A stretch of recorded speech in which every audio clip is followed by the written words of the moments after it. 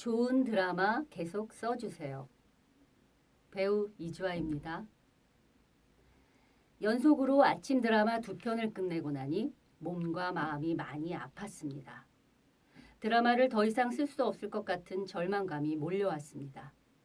아직 제대로 쓴 게 하나도 없는데 하는 생각에 먹먹해졌습니다.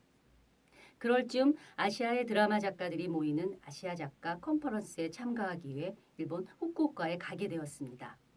그 컨퍼런스에 우리나라 대표로 참여한 작가들은 다 내노라 하는 작가들이었습니다.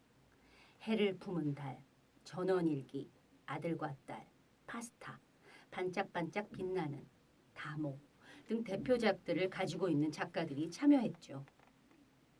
컨퍼런스장에 일본 여인이 찾아왔습니다. 50대로 보이는 여인은 후쿠오카 지역에서 아시아 작가 컨퍼런스에 열린다는 뉴스를 보고 작가 명단을 확인했고 컨퍼런스가 열리는 호텔까지 찾아온 것이었습니다.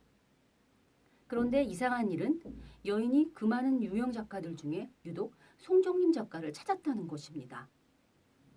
나는 너무 놀라 왜 나를 찾아왔느냐고 물었습니다.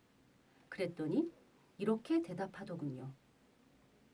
어제 선생님이 쓰신 드라마 녹색막차 마지막 회를 방송했습니다.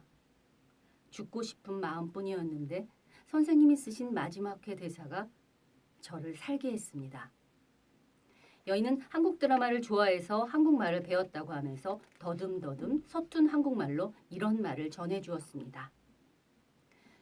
저는 가족들, 친지들, 친구들, 다른 사람들을 위해 살아왔습니다. 그런데 가장 가까운 사람들이 저를 힘들게 했습니다. 그 배신감에 죽고 싶었습니다. 그런데 선생님이 쓰신 녹색 마차의 마지막 회에서 주인공이 이런 독백을 하는 거예요. 녹색 마차는 이기려는 사람보다 더불어 살아가는 사람들을 행복의 나라로 데려다 준다고. 그 대사가 저를 살렸습니다. 그래서 고마운 선생님을 꼭 뵙고 싶었습니다. 선생님, 앞으로도 좋은 드라마 많이 써주세요. 내 손을 잡고 계속 고맙다 고맙다고 눈물을 보이는 그녀를 보며 할 말을 잊은 채 먹먹해진 가슴으로 같이 눈물을 글썽였습니다. 내 드라마 한 편이 한 사람의 인생을 구했다면 그걸로 된 거 아닌가? 나는 정말 행복했습니다. 드라마를 그만 쓰고 싶다는 생각을 언제 했냐 싶게 의지와 용기가 생겼습니다.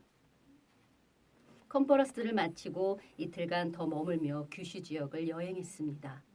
그런데 귀국하는 날 공항에 갔더니 또 그 일본 여인이 기다리고 있는 게 아니겠습니까? 여인은 작은 선물을 들고 나를 전송하기 위해 나와 있었습니다. 그 훌륭한 작가들을 다 놔두고 나를 찾아와서 이제 드라마를 더 이상 못 쓸 것 같은 절망에 빠져 있는 나를 찾아와서 좋은 드라마를 써달라고 부탁하는 그 여인은 누구였을까요?